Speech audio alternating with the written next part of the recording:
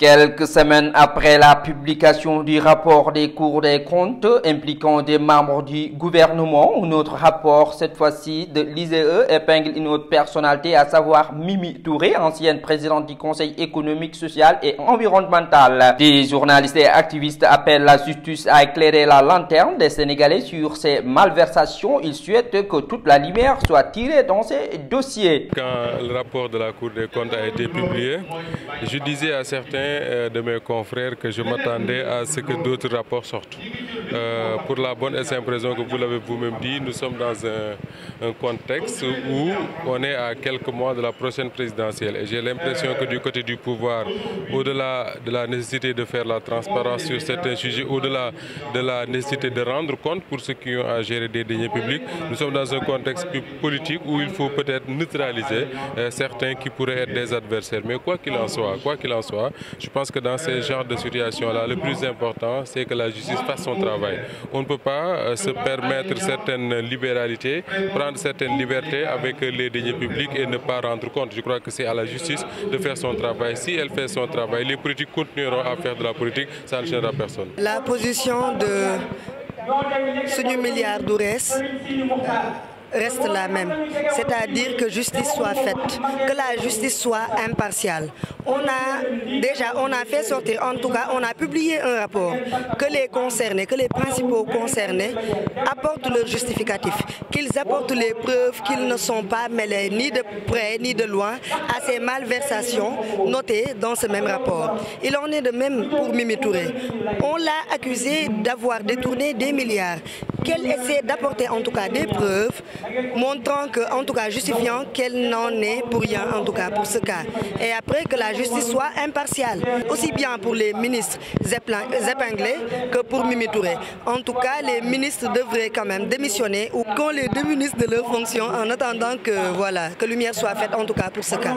Ce n'est pas la première fois que les corps de contrôle publient des rapports et épinglent des autorités. Et de ce point de vue, je crois bien que le dernier rapport de la Cour des comptes relativement à la gestion du fonds Force Covid-19, aujourd'hui devrait pousser le président Macky Sall à aller dans le sens de permettre à la justice de faire normalement son travail, de mener les enquêtes qu'il faut, de blanchir ceux qui doivent l'être et d'inculper ceux qui seront en tout cas pris la main dans le sac, autrement dit ceux qui seront accusés de détournement de deniers publics. Maintenant, par rapport à Mimi Touré, je crois bien qu'il faille également aller dans le sens de voir ce qu'il en est réellement et de pouvoir situer les responsabilités. Parce que dans ce pays, je crois bien que tout le monde est justiciable. Si l'on prend le cas de Khalifa Sall, il n'a pas été épinglé, comme on dit, dans le cadre du rapport de l'inspection générale d'État, qui demandait juste une réforme de la caisse d'avance. Et malgré tout, l'affaire avait été portée devant la justice et Khalifa Sall a été condamné et déchu de ses mandats de député et de maire de la ville de Dakar. De ce point de vue-là, je crois bien qu'il ne faudrait pas que l'on puisse penser à mettre sous l'écoute quelques dossiers que ce soit.